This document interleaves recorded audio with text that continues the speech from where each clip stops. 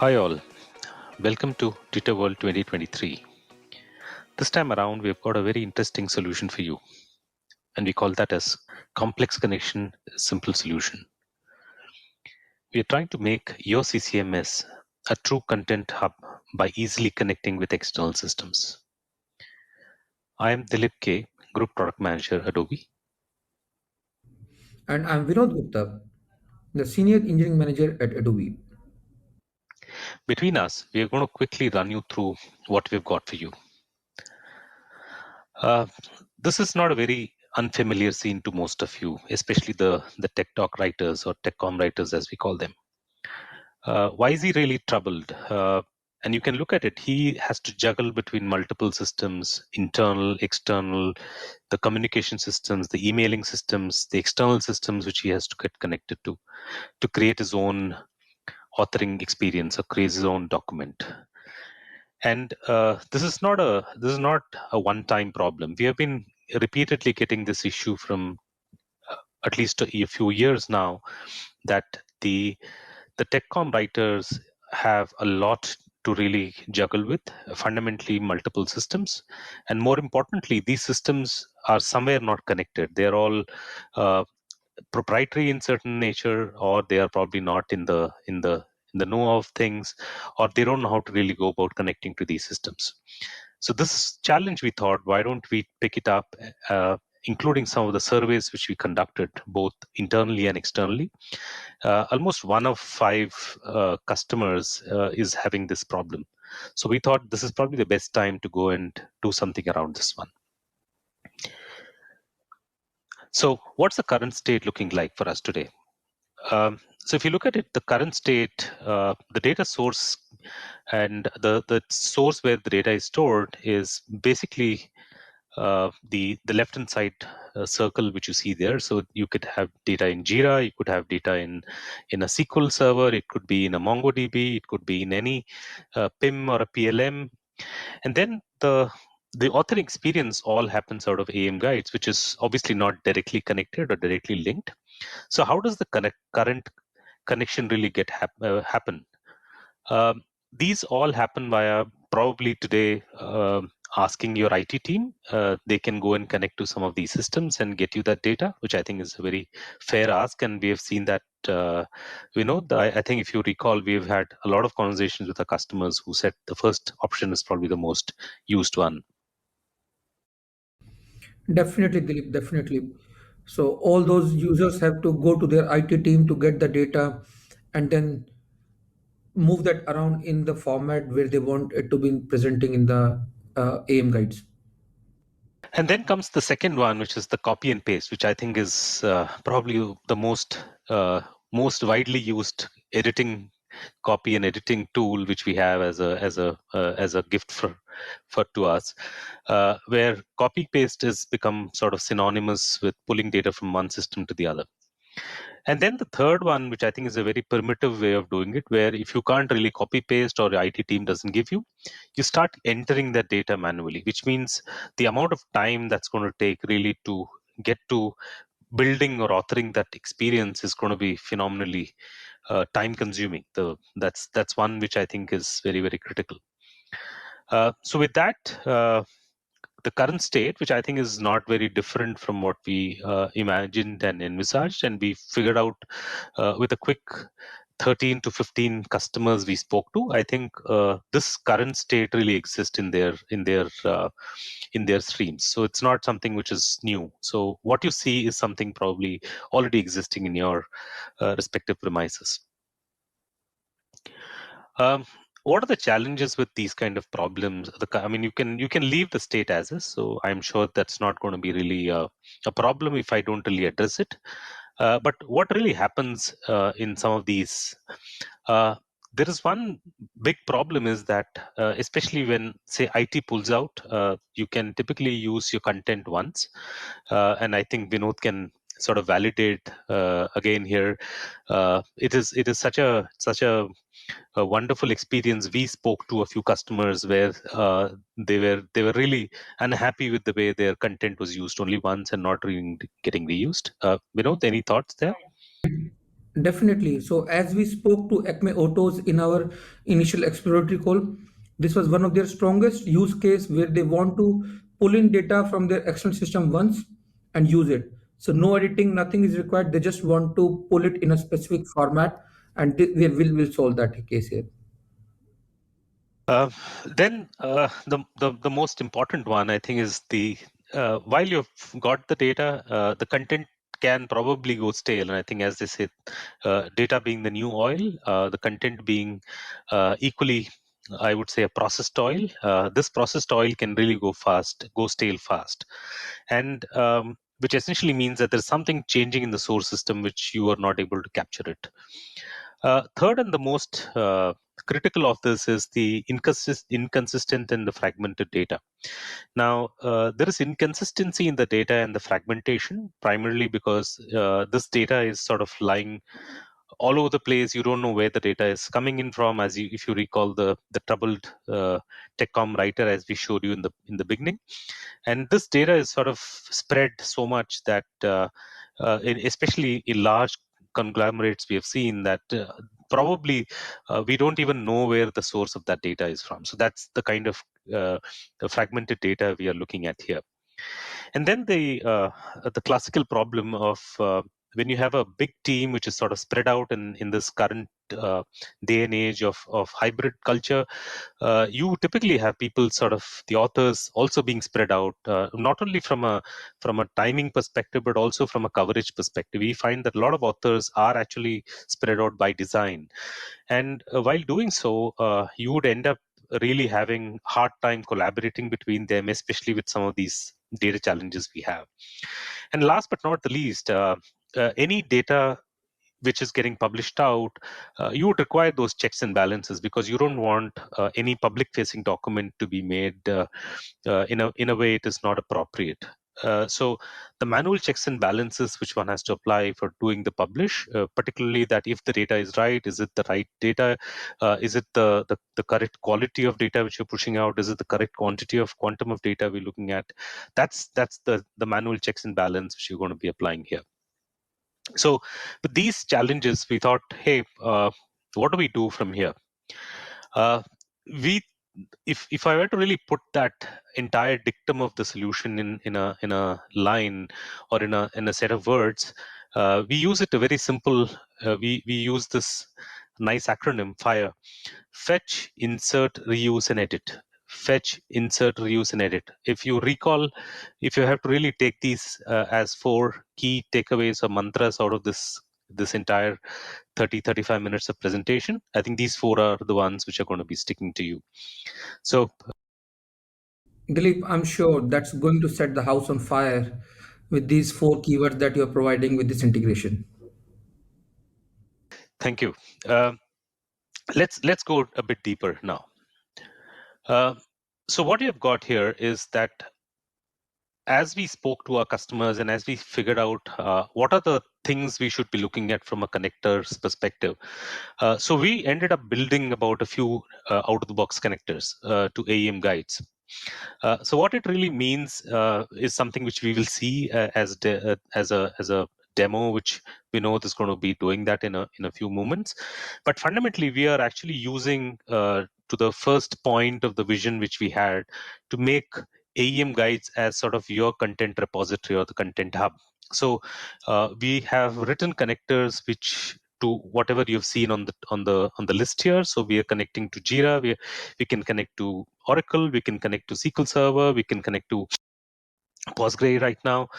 And we are also in conversation with a lot of these PIM, PLM companies and ERP companies to see that, hey, can we partner so that our customers can actually go and benefit from it, to ensure that they have these out of the box connectors available, which essentially means that I don't have to really step out and or build my own connector, but fundamentally use the connectors which AEM Guides is providing, and then eventually make your own templates to go in and start to pull the data from the respective sources to create your own content and publish them eventually.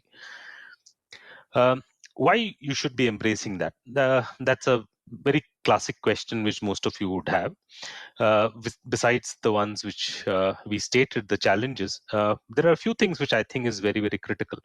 The one, the data retrieval becomes automated, which means that you don't have to rely on your IT, you don't have to do your cut paste, which we spoke of, and of course, definitely not the manual entry, which I think is not is probably the most primitive way in the current generative AI world. I think creating content by typing is probably, I would say, a cardinal sin at this point in time. Then, if you really want to go faster to market, one of the best ways to go about is to ensure that you are able to pull the data from the right sources to ensure that you don't waste time from pulling the data in the right source, and then from the right source and ensuring that it is going into the authoring and then getting eventually published. So the time to market is something which is very, very appealing, and I think most of your CFOs and CEOs would agree to that. That's a very compelling proposition. Then looking at some automated publishing, that's something which a lot of our customers said, hey, we know where our sources are, and we also know that on the second of the month we need to publish something automatically. So we thought of giving APIs to some of these by connecting to these data sources and ensuring that we can actually do some automated publishing using APIs, where we don't have to rely on a manual push to a manual publish into these kind of activities, which is pretty much straightforward in certain cases. And then the seamless collaboration, which I spoke of. Once you start to see the solution as demo by Vinod, in the section you would find that a lot of content which you see there, a lot of queries which you see there, actually are seamless with respect to collaboration, which means that I can use your query and vice versa, and a set of team members can actually start to use your own data points and actually fetch and reuse. So that's sort of the key mantra for the seamless collaboration. And last but not the least, the automated data synchronization. And if you recall, we spoke of the data going stale. In this case, we end up with an automated data synchronization where the data will keep at any point in time. For example, you feel that there is a change in the source which has happened. Um, our automated systems would go and fetch that data and keep that ready in case you want to use it either for authoring or publishing. On a stipulated event, you can actually go and fetch the data from the source so that it is the right data all the time. So no more living with a stale data, which is why you should be embracing that. If you feel these 5 reasons are compelling enough, be it faster time to market, which is where your CEOs and the CFOs make things happy because you're releasing things faster. Your IT is happy because there is a lot of automated data retrieval, which means that they are free to do a lot of other things. Your publishing team is very happy because you're doing automated publishing, which is by way of some APIs. And then between the authors, there's a huge amount of collaboration happening, which means that somebody builds a query and somebody is using that query and probably reusing that query. I mean, it's probably the best way to really solve this. So if these 5 reasons are really compelling, you're going to have a feast in the next few minutes. What are some possibilities what are the possibilities we can look at? And if you look at the left hand side, are the industries which we're going to be connecting to. So it right from aviation, aerospace, and these are the industries which we've already spoken to. And be it manufacturing, healthcare, it could be telecom, which I think is very, very important use case there. And on the right hand side, you will find a lot of these standard documentations, which I think most of you are familiar with. So things like training manuals, release notes, installation guides, compliance and regulatory documentation, to name a few. And this list just keeps growing, or will keep growing as we go along. So with this, I feel this is a very compelling case for you to kind of look at why you should be doing this in your organizations. If you're already an existing guides customer, if you're going to be an AEM guides customer, this is a feature which is just getting beta. We've just got beta a few days back, and we're going to be getting to our most of our customers in the next few days. So you will find this a very compelling use case for you to kind of start to take it and adopt it. With it, I will hand it over to my friend and partner in crime, Vinod, to run through the architecture and the demo of the wonderful solution we've built. Right. So coming over to the technical architecture, so what we have done is, as you can see in this diagram, there are lots of external data sources that exist in the world. Like Dilip mentioned, lots of sources: Jira, Microsoft SQL Server, PIM, PLM, PostgreSQL database, or any other database for that matter. So to connect to this data source, we are building this integration layer where you see the API connectors. The API connector are the one which will provide a secured connection to your external data source. And then you have the data mapping templates. So your data, your template. You decide whatever format you want to present the data in, pull the data, present the data in that format, and use in your content. So that's the power that is going to come with this integration. As we move next, you can see the generated content. There is content chunk, which is one time pulling the data, inserting it, or data topics. So generate a set of topics from your data and use that as a reusable component or directly. And then comes the third part, which is maps plus data topics. So generate a complete map along with its topic from your external data source and use that while you're authoring in them. So with that, your complete data is authored. You can reuse it. You can use it as a content chunk, and then you can publish it in PDF, HTML, or AM sites. So that is how these dots are connected, and you do not have to rely upon your IT team to provide you this data and then juggle up with this Excel sheet, struggle with your email to download the data and then author it. So with this solution, you get the power to pulling the data in directly into guides and then go to production. So with that, I'll move on to demo.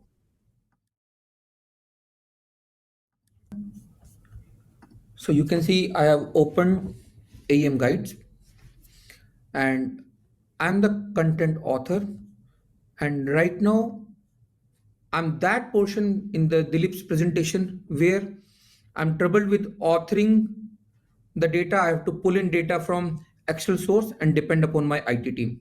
So I'm right now going to author the June release of AM guides, and we'll see how this integration is going to ease my life. So the stuff which used to take days will now be done in minutes. So let us look at.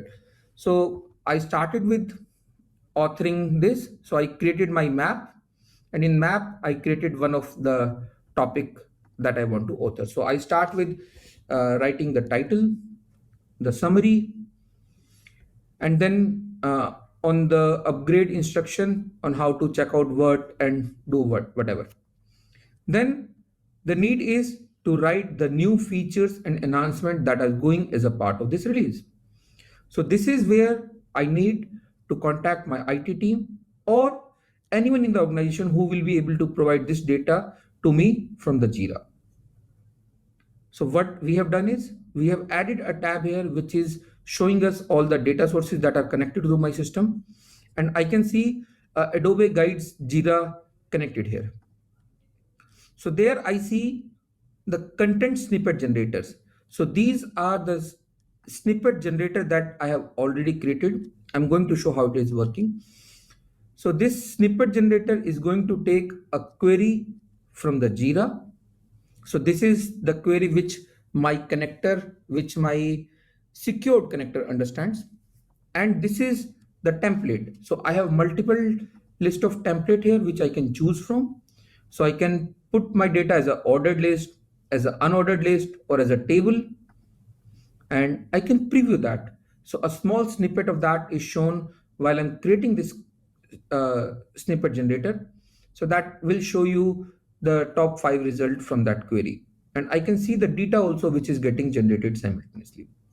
So with that, we have created this snippet generator. I decide where to insert. So this is the section where I have new features and enhancement. I go there and insert it. So at this point of time, this is going to live fetch the data from the Jira server, which is external to AM guides. After fetching the data, it will present that in the template that I have chosen, which was the ordered list template here. And we can see the data is live inserted. So it is just 2 seconds and the data is available to me. Now this has been added here as a snippet. So I have the ability to edit it also. So as you can see, I can make some edit there so that I can change some content which, let's say, in the public release notes, how they go out versus how they were tracked in my Jira. Then I have to list down all the bug fixes and improvement that has happened. So here I have already created the bugs query, the generator. I come and insert it. So as you would see, the power of templating. So the first list that I pulled was a ordered list. Now this is going to come as a tabular structure where I will show the Jira ID and the description. So this is coming live from the server and rightly inserted there. So this is from the same data, same kind of data from the same Jira server with two templates. I'm able to present my data as an ordered list or in a tabular structure. So this is what Dhilip correctly mentioned, that the TechCom writer, the author who was troubled with getting the data from different sources using his IT team who is pasting the data in Excel. Then from that Excel, he's preparing this uh, data tag to prepare this list in this format, this table he's preparing to pull that. So that stuff is gone and this is done from those days work to few minutes. We can just review this data and we're done. So I can save this. After this, I can go and publish my map to whatever format, as a AM site, as a PDF, whatever I want, I can go ahead easily. Additionally, suppose this documentation started when the release was already in development, and towards the end of the release, the development team decides that this particular story is not going as a part of the June release. So eventually, what would happen? The version number on this story would be updated. So at that time, the author does not need to remove this line here from here. He just removes the whole section, refetches the data with the updated query, and the data is reflected right away. So that's the power that comes with this simple integration to the external system. As Dilip mentioned, complex connection, simple solution. Moving over to the second use case that I'm going to show here. So now assume we discussed about the Acme Autos, right? So I'm the Acme Autos company wherein I have the need to present my data in a particular format on my website. So taking as an example, so this is the model B2 of this automobile manufacturer Acme Autos, where they provide detail about the vehicle B2 with their basic detail like maker, model, price, year, body type. Then a second section of the dealer location, followed by a photo gallery, followed by the features. So this is just a template used here for demo purpose, but in that format, the company wants to present its data about different products they have on that autos. So to pull this data, they need to create this kind of pages for each and every model. And we can understand from the complexity of this arrangement that this data would not be lying in one table in my database. So generally, this is a connection to my PIM system where the basic detail would be stored in one of the table, the dealer location for that in some other table, then the photo galleries, then the features in different way in my database. But the PIM system would be providing me the required set of APIs to fetch the detail for a particular vehicle, using which I'm able to author it. So I created a template on top of the data that I received from my system, from my secured connector, wherein I have put a body. Inside the body, I have created a table with the basic detail, followed by the dealer location, followed by the photo gallery, like that.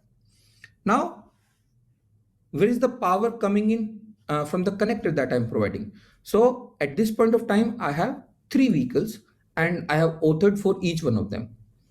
Now, let's say 2 more vehicles have been released and the system admin receives a notification that the car catalog has been updated. So new data is available for the cars. So what I need to do? I just need to go and refresh my data. So I move to my data sources.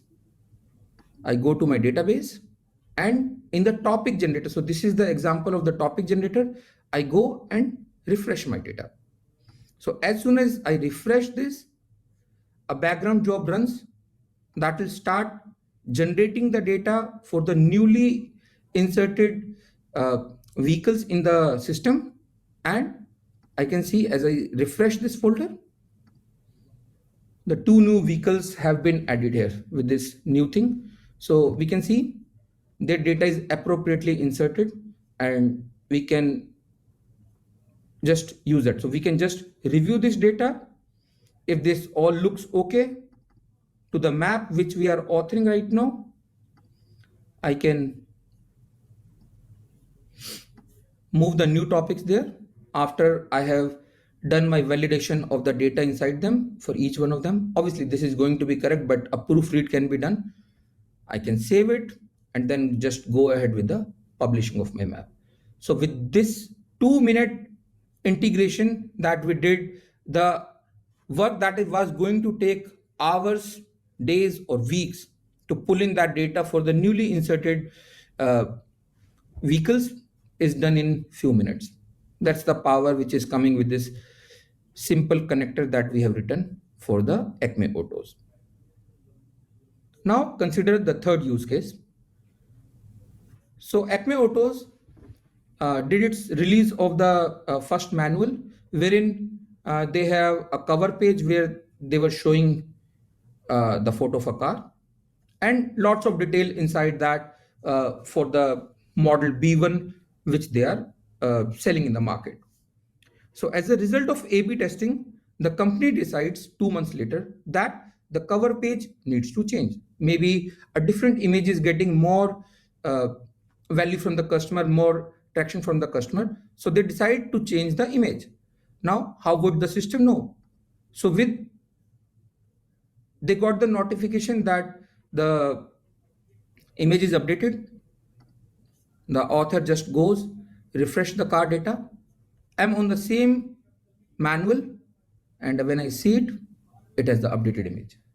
So I refreshed my data again, and without me have to worrying about how to change this image, how to change the content which has been changed in the external system, my data is up to date. So as Dhilip said in his use case, that getting the data stale in the manual documentation is very common use case. So we are out of that stage with the power of refreshing from the external source to my current source. We get to update the data in few minutes. With that, that's the end of the demo, and we are building some strong connectors for different applications, as Dilip said, for the SQL database, for Jira, for lots of PIM and PLM system. We are already in talks with different companies to build those connectors.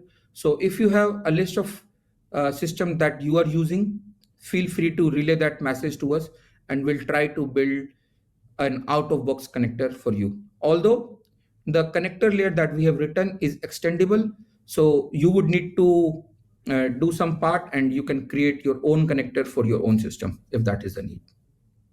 With that, thank you all for being a very good listener. With that, I and Dilip would sign off for today. Thank you. Thank you for your time. Thanks a lot, Vinod. This is wonderful presentation. I think what I spoke in the initial and what we got on the PPT, you have got it up and live now to be used by customers. Thank you.